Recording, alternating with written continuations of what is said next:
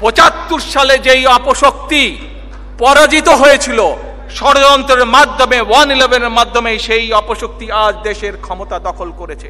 আসুন আজ আমাদের স্লোগান, আমাদের লক্ষ্য, আমাদের উদ্দেশ্য মানুষের ভোটের অধিকার প্রতিষ্ঠা করা।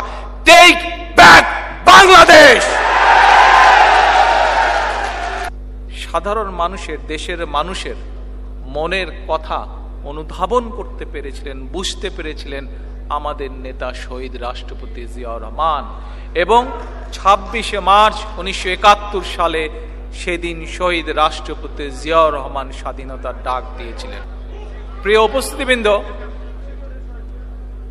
শহীদ রাষ্ট্রপতি জিয়াউর রহমান স্বাধীনতার ডাক দিয়ে কিন্তু আত্মগোপন করেননি। আমরা দেখেছি সেদিন যারা রাজনৈতিক নেতৃত্ব ছিল তারা অনেক বড় বড় কথা বলেছিল, কিন্তু যখন যুদ্ধের ডাক আসলো তাদের কাউকে দেশের মানুষ খুঁজে পায়নি। হ্যাঁ, খুঁজে পেয়েছিল কিছুদিন পরে পার্শ্ববর্তী দেশের একটি শহরে, কলকাতা শহরে। নিশ্চয়ই আপনাদের মনে আছে, নতুন প্রজন্মের মনে আছে, যারা নতুন প্রজন্মের আজকে তোমাদের মনে আছে 2009 সালের ঘটনা, বেশি দিন আগের ঘটনা। কি ঘটনা? বিডিআর পিলখানায় একটি হত্যাযজ্ঞ হয়েছিল।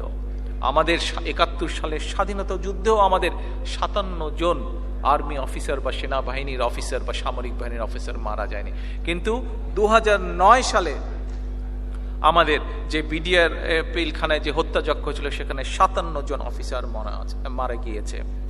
সেনা হত্যাযজ্ঞের দিনটি আমি মনে করি, এর আগে আমি বিভিন্ন বক্তব্যেও বলেছি যে ইনশাল্লাহ বিএনপি জনগণের সমর্থন নিয়ে ভবিষ্যতে যেদিন সরকার গঠন করবে এই দিনটিকে জাতীয় শোক দিবস হিসাবে পালন করবে।